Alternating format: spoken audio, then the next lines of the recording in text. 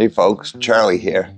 Today we're going to do a short little dive into tires, particularly for your power chairs. The other day I was in this chair and I got a little close to my ramp and needed to back up, and all I did was scrub out. Ended up having to call a neighbor over to get me out of a little nothing of a bump, but I couldn't go forward because the ramp was in my way, and I couldn't go backwards because this thing has to turn around all four casters, and it just lost traction. So this is a fairly common problem. So I'm going to talk just a little bit about some little tricks we've done for buddies so that their chair is a little more aggressive in the outdoors. So number one, this chair has hard rubber tires. And while the tread is good, if you look closely at the contact patch on the ground, you can see that it's very minimal. Very hard tire, rounded in the center. It is barely touching the ground. There may be, let's say, 4 square inches of material touching the ground. So a couple little tricks, cheap tricks, that we've done over the years is to take and upgrade tires. All right, so this is what we're dealing with. A 3-inch wide by 14-inch tall Primo Power Track. Not that that means anything, but it's a 3x8, 8-inch rim, okay? What we've done in the past, number one, you can go to air-filled tires. They're gonna be softer, they're gonna wear out a lot faster, but they're gonna give you a much bigger contact patch when they flatten out on the ground. Is it great? No, but it's better than a hard tire. If you're somebody that likes to, let's say you live on a farm, you gotta get out there and drive around and muck around. It's probably not the best option, okay, it's hard tires. If you wanna stay with hard tires, they make something like this. All right, let's just get an inside look. This is it's a 4-inch wide tire with a 6-inch wheel, but again, very hard. And the contact patch, if you look at it on the bottom, really is not great, all right? You get in snow or something, it might dig down and be all right. You got a lot of weight. One thing I did was make up a set of these for Christmas for a buddy of mine. He's always out doing crazy things, walking his dog. This Tractor Supply, I think they're about 65 bucks now. You'll have to put a tube in it. You're dealing with a split rim, and I'll get into that in a second, but this is a 4.8 by 16-inch tire. All right, you can see the obvious difference in what we're talking about. We're going from this up to this. And I can hear what you're saying. Oh, Charlie is gonna make my wheelchair so much taller. Well, no, it's gonna make your wheelchair 1 inch taller. And if you don't like that, let some air out of the tire.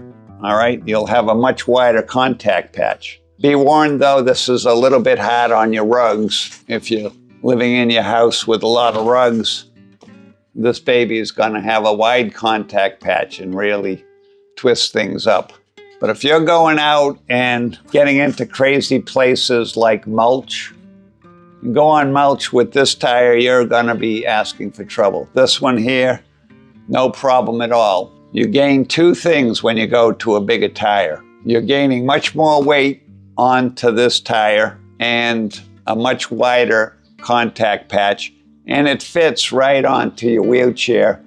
3-inch rims. A couple notes of caution. Whenever you're changing a tire that has air in it with a split rim, be sure to let all the air out. Let me say that again.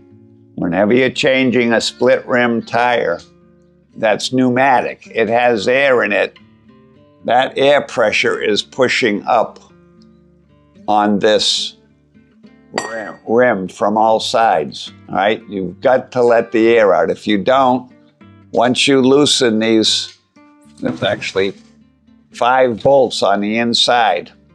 when you loosen these 5 bolts, they're what's clamping the tire together. And the tire will literally blow right off the rim if you don't let the air out of it. So let the air out.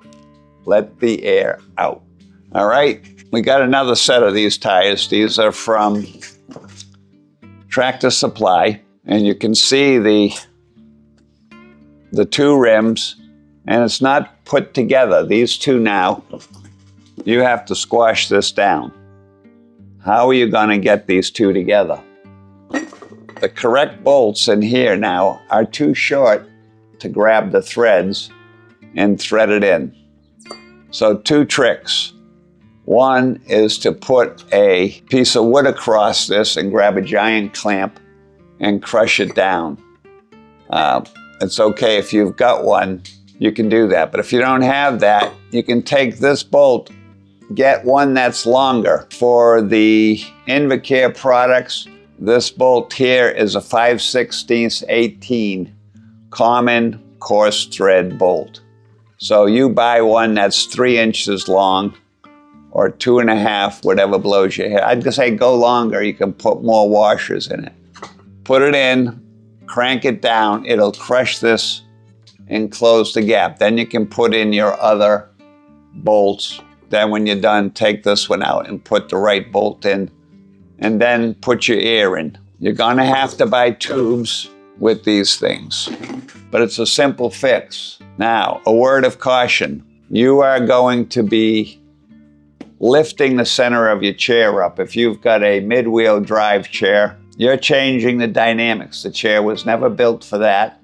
It has a suspension system, and you do not want to defeat that suspension system if you are going downhill. Everywhere you go, you won't notice a thing other than you've got tons of traction for backing up and doing stuff. But I want to just show you a quick little bit about what happens if you go too big on these tires. Well, you can get away with 16. Why not 18? Why not 20? In some chairs you can do that, and in a coming up video we'll talk about that sequence. But just for your own safety, we're going to take this TDX Invacare product and defeat the suspension system and show you what happens to the chair. So let's go to a steep ramp and demonstrate that to you. Here's how the suspension normally works. Going up, and then you can see it working. All 6 tires are on the ground. Now we'll go down and we'll defeat the suspension system. All right, you may not understand how this suspension system works.